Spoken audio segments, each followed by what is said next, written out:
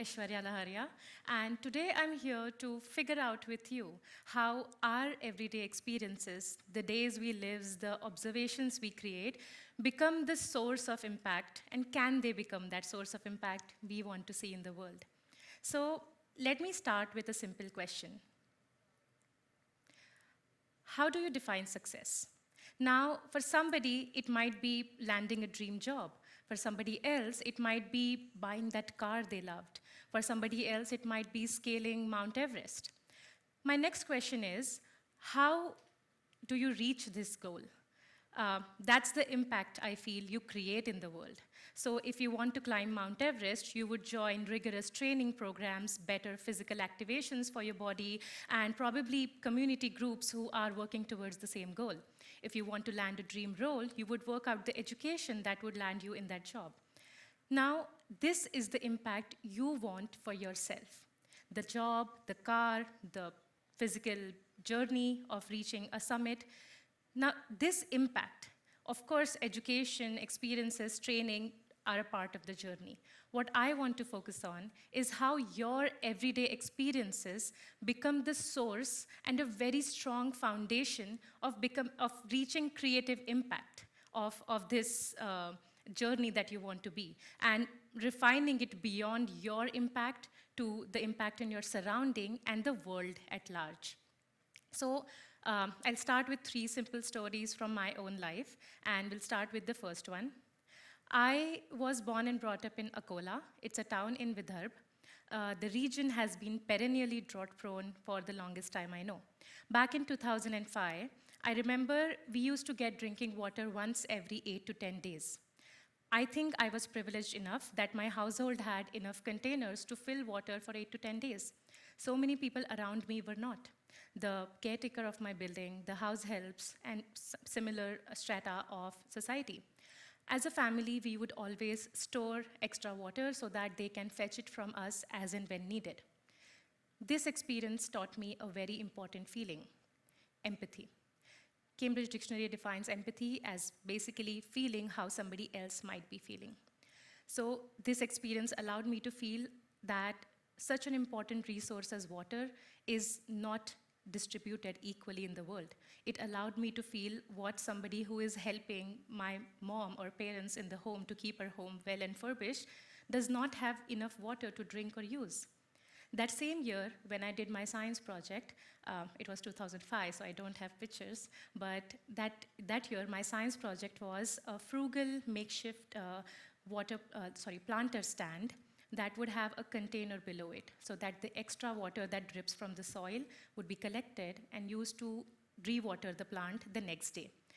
It might sound very simple for you to hear now, but for the 8-year-old girl, it was an impact she created from the experience. So this lived experience allowed me to learn empathy, a feeling that has stayed with me today, that has shaped up my impact even today, and I'm sure it will continue to grow.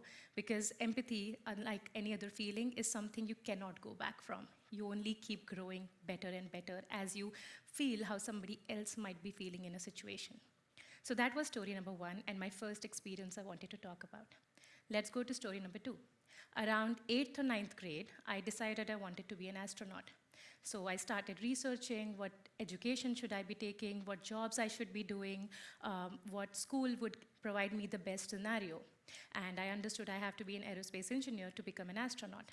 Fast forward to 11th or 12th grade. Physics, chemistry, maths became my primary subjects, and I used to enjoy physics so much. Loved reading the concepts, even the difficult ones, solving problems. But in that journey, I realized I'm not as beautiful at applying these principles. Or the concepts sound very good on the books, the moment I'm applying, I have a lot of challenge. This is the time I feel now, looking back, is I allowed empathy to my future self, that if I follow this path, I might become a bad astronaut. I might become a bad aerospace engineer. This was the first time I allowed myself to fail and allowed myself to think that it is okay to let go of a dream and find the one where you can not just excel, but create a better, beautiful, bigger impact. So I took a gap year, I took some time, understood what I liked the most, and this lived experience gave me the subject that I love the most and work on even today, chemistry. It has become the basis of so many things I did after that, and since that day until today, it's an everyday part of whatever I do. So around this time, what I also learned is another important feeling, which is critical thinking. Basically, when you rationalize, analyze, read through a situation from every angle possible without any bias.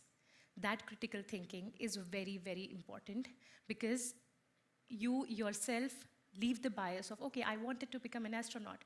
I will do it at any cost, but I would have become a bad one. Critical thinking allowed me to understand that, and it allowed me to grow into the areas where I am better. So that was story number 2 and the second experience. Now let's go to the third one. About 4 years ago, I was living in the US. That was my first car that you see in the picture. Life was good, everything was nice. I had completed my master's. I was working at a green chemistry startup, then a large-scale mill, working on advanced filtration systems to remove any toxic chemicals from water streams and whatnot, even carbon fibers that go into aerospace. Variety of applications. But there was a constant feeling of unrest that I couldn't shun off my body. And through my research, I kept reading how bad textile industry is when it comes to pollution. It is the third largest global polluter. It emits about 8 to 10% carbon emissions of the world, more than aviation, transportation combined. And it sends 1 truckload of clothing to waste every minute. That's 92 million ton every year. Massive number. And that feeling of unrest was basically, if I am a textile scientist, how am I allowing something as simple as our clothing to become such a large polluter of the world? And so one day I decided I have to go back to India. I have to start working on providing solutions to this problem. So the second picture is me packing my life in 10-odd bags and leaving. However, unlike movies, I did not just rush to it. I decided what number I would need to the savings to run a startup, probably allow myself to fail, or have a cushion for a bad day if a medical emergency or a financial emergency comes up. So once I reached that number, once I knew that, okay, the next 2 months is when I'm reaching this amount of savings, is when I moved back to India. So after that, I started working on my startup. Beyond a researcher, I needed to be learning production, operations, marketing. But one role that I never imagined I would take is a designer. As a kid, I used to dabble in art, just for fun, as a hobby.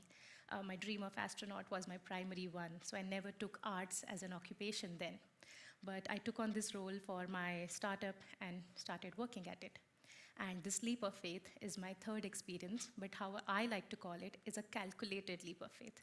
That I knew what I wanted to do, but I did not take it for granted. I weighed in my pros and cons, which was actually from my own critical thinking from my previous experience, and that's how I reached this stage. So today, I am a textile scientist, a fashion designer, an entrepreneur, and a designer who has worked at London Fashion Week. And what you're seeing today is one of my own creations, but I would like to take like 30 seconds to talk about this dress. This dress is Climate Stripes dress. The concept is originally made by Ed Hawkins. Every stripe represents the global temperature, the average global temperature of the world, right from pre-industrial era to now. So we had blues and whites back in the day. Post-industrial revolution, we are reaching reds, a clear sign of global warming and our average temperature of the world increasing. So with this dress, I literally talk about what we should change in the world and where we should be going. We need to go back to the stage, or we at least need to avoid this part. That's the way I design now. It has impact in every sense of the word. And this is what I learned from the two feelings. When I was making the slides for this talk, I realized I'm talking about empathy and critical thinking, and they are making sense to me. But are they making sense together to other people at large? And I found out a beautiful study which is published just last year. Psychologists have already been talking about decline of empathy and critical thinking in the world. The digital world and AI is fueling this even further. So this study talks about how empathy and critical thinking are connected and how they become the source of creative impact in the world when somebody wants to see a big shift, a big change in the world coming. You can read it at leisure, but what I found that what I'm feeling is the world feeling at large as well. So this is what I want to leave you with. I connected the dots for you. My first experiences of growing in a drought-prone area taught me empathy. My second experience of allowing myself to fail, leaving a dream and finding a new one, gave me critical thinking. And together, they gave me my lived experiences to become so fuller, so richer, that they become part of my body, that the unrest they resulted whenever I saw non-judicious use of resources, whenever I saw these resources being unjustly divided in the world, I was able to create the impact I'm creating today, and I'm just getting started. Whenever I feel that what is the next step, I think like the 8-year-old girl who wanted to change how water is spread across in her community. I think like the 17-year-old who wanted to figure out her dream role.